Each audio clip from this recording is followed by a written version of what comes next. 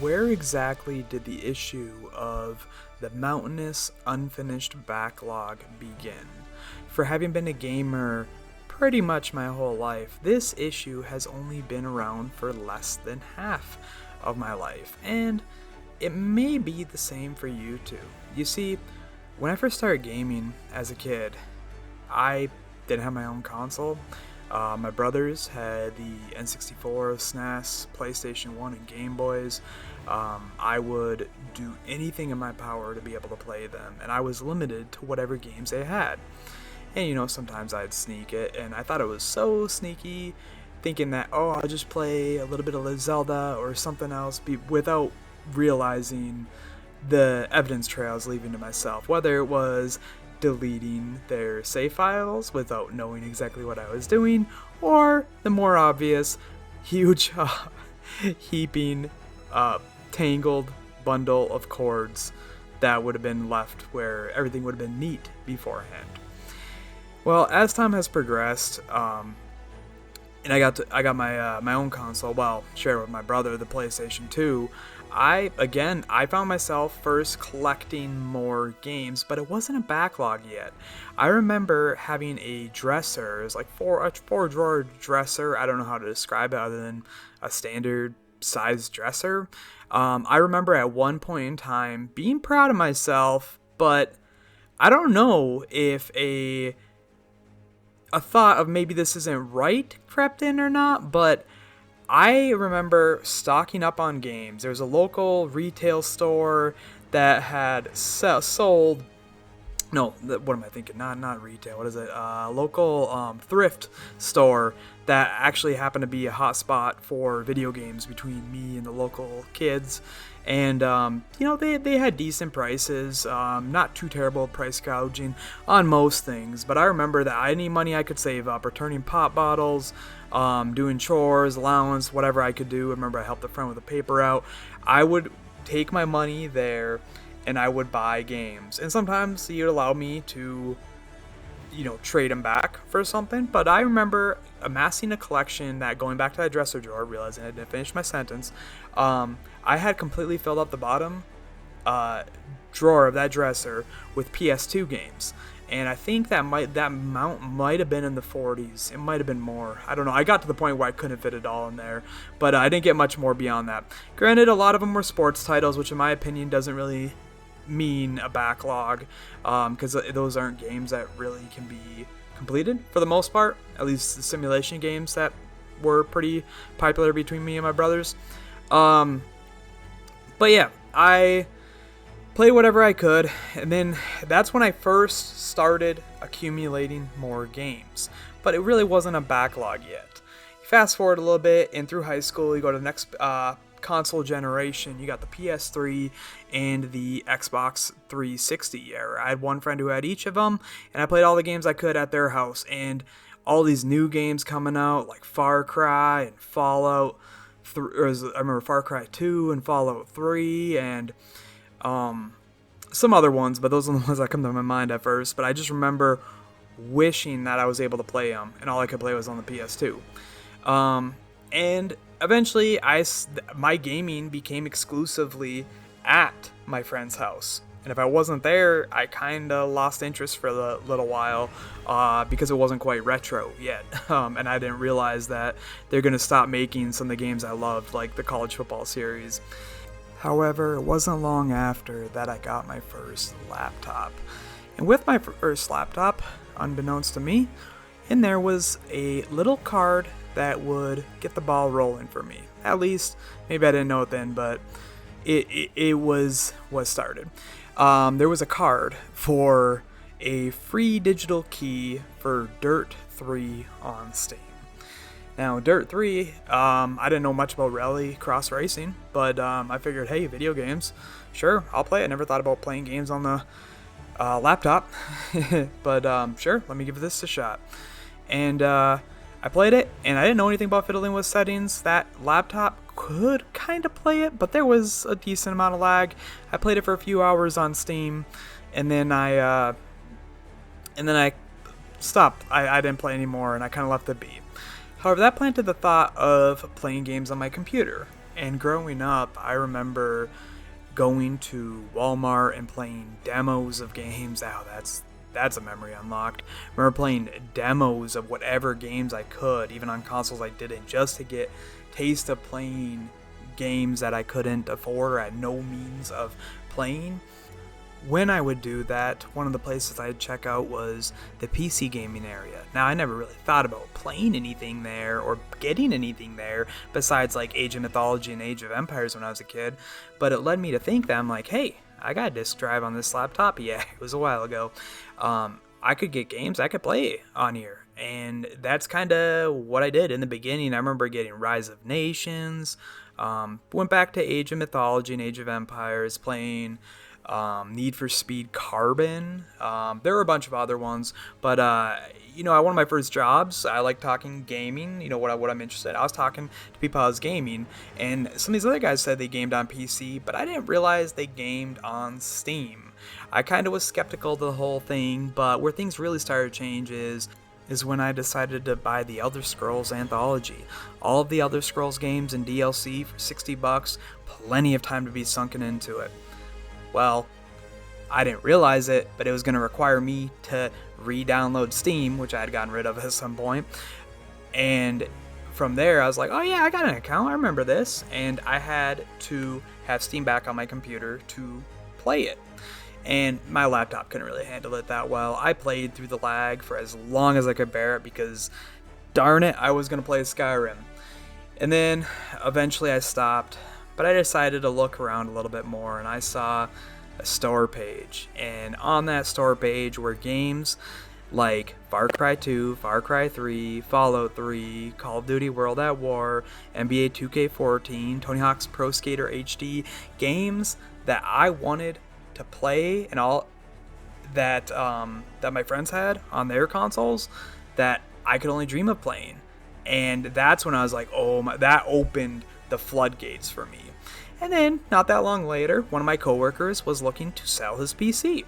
He was looking to upgrade, and he offered me $500. I was skeptical, but I ended up telling him that I would do it, but it was going to take more than one pay period. So I put down a $50 hold, and for $550, I got that first PC.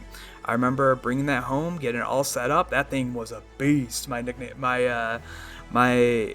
buddy Nate nicknamed it the Beast. I remember my dad being baffled when I brought it home. I remember buying a nice Turtle Beach headset, a Razer Black Widow keyboard, and an Xbox 360 control, and then booting up Steam right away. That first purchase, I had bought in like games that I remember buying Call of Duty World at War because I love to play that with my friends on his PS3. Far Cry 3 because I remember playing that on my friend's Xbox 360.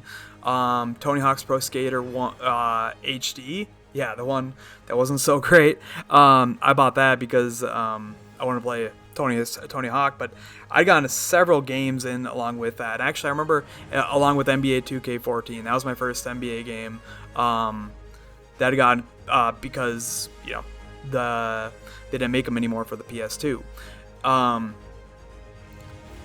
But so I'd spent $150, and I think one or two of these things were on sale, and I thought this was a great deal for me, and I didn't know anything about the summer sale or anything yet, but I had spent a lot of money on it, and that was the first time I dropped a bunch of money on those games. Now, a few of those games I wanted to play, like the ones I mentioned, like Far Cry 3, and I think I played World at War right away, but Far Cry 3 is the one that sticks out in my mind. I did not actually end up playing that until a few years ago, and it turns out, well, my friend never really beat it because he didn't really care for it. Turns out I didn't really care for it either, but the reason why I wanted to buy it was because I could only play at his place, and I was sad for missing out. And he's actually one of the reasons why I ended up buying Fallout 3 as well, which, lo and behold, that's one of the games I haven't played yet. Actually, most of the Fallout. I don't think I've played like really any of the Fallout series. But anyways, okay, so I now have my gaming PC and everything I was missing out on before, and not really being able to afford these, and so many times I'm limited in what I could play. Up until this point, I didn't worry really about beating games, but now I got disposable income as an adult, and I had been missing out. It was almost like, I don't know if it's a scarcity mindset, but I'm like, I want to get this and I want to get that, and I just started buying this and everything. And actually, it was the same guy who sold me that, who sold me that PC, introduced me to a little something called Humble Bundle, and that was set up exactly for what I was doing. I was looking to spend spending a cheap games, like whatever I could get, I was going to add it. Even if remotely thought I'd be interested, I would play it. I always had, to be fair, I feel like I had a wide interest as far as in different games. Like I remember playing different gaming websites as a kid, just talking about flash games and whatnot. I remember liking to try a lot of different things. I was never one to really dive really deep on a game for an extended period of time, but the games were just, the barrier for entry was so low that it became such a rush just to catch up on what I had been missed out on.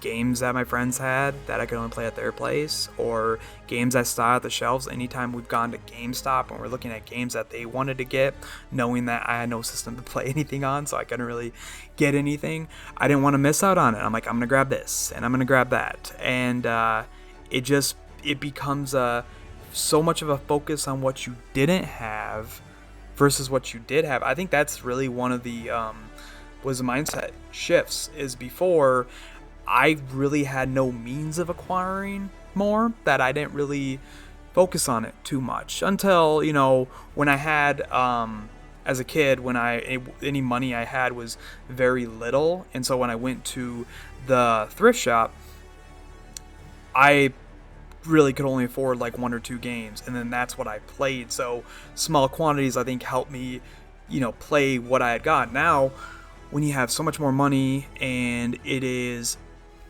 so much less to acquire what you want, and it becomes more of a focus on what you don't have than rather what you do have, that's like, okay, I want this and I want this, which results in you biting off so much more than you can chew, or than you may even want to chew.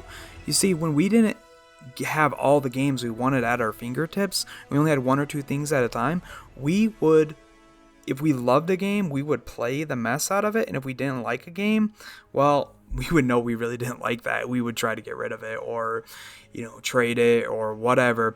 But now when you have all of these games, you don't really give yourself that time to see, okay, do I like this game or do I not like this game? And do you want to complete it or do you not want to complete it? I think with some of the statistics, like I love numbers, but there's some statistics on Steam that I used to get hung up on. I mean, for one, I was an achievement hunter.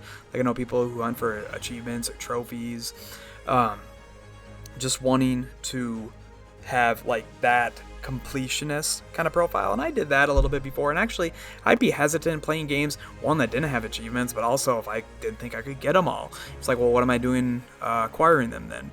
And then I remember my buddy would smack talk me a little bit when it came to average game completion, because we were like right around the same, and but he was a little bit ahead of me, and so he kind of showed that off. But while his completion percentage has kind of stayed up there, mine has plummeted. I think there's at least a 10% difference now. But it's because I got to try more and more games. You see, as time goes on, and I have all these games that I accumulated it all, and I don't really regret getting them as much as I regret having not played them, because so many of them I was interested in before, and now some of them I'm not interested in. So at some point, acquiring games, even games I know I want to play, games that are on sale, I don't really want to get them because I'm looking at that backlog and I'm like, you know what, I want to go through it. And that's why there's been this mentality shift for 2025 where I am looking to accomplish my backlog. Well, at least get some good work done on it. I said I finished about, in my last video, that I finished less than 10 games a year, or about 10 games a year for how long my Steam account is. And I mean, there's so many short games that I'm like going for some easy wins. I finished Detroit Become Human. I had just a few hours left in it after last week's video, and I finished that, and I promptly loved it. And I had been sitting in my library for a couple of years. And then a friend had recommended Sheepy of Short Adventure to me, free-to-play game on Steam. It was a lot of fun, and that only took like an hour and a half. I had a lot of fun with that. And then at the same time, I've kind of realized there's some games I don't really want to play. I tried Sonic 4 Episode 1, and I realized I'm really not that great at platformers. So I shelved that one and Episode 2. Who knows if I'll ever come back to it, but I bought the Sonic games in a bundle because I never played Sonic. I didn't have the Sega Genesis. FootLol was a fun little gimmicky game that I saw in a bundle back then that I loved, but honestly feels more like a mobile game, and I don't know if I want to continue playing that, so I shelved that as well. Currently, I'm working on TemTem, a co-op playthrough with my friend, which I really love, and crosscode on the Steam Deck. I don't have any gameplay footage for you because I don't know how I'm going to capture that on the Steam Deck, but yeah, as far as what I'm going to play next, unless something comes to mind that I really want to play, okay, I'll play that. I'm going to start where it all began. I'm sorting my library by date added to library, going back to the beginning, whatever's in my backlog. I'm going to work on it from that end.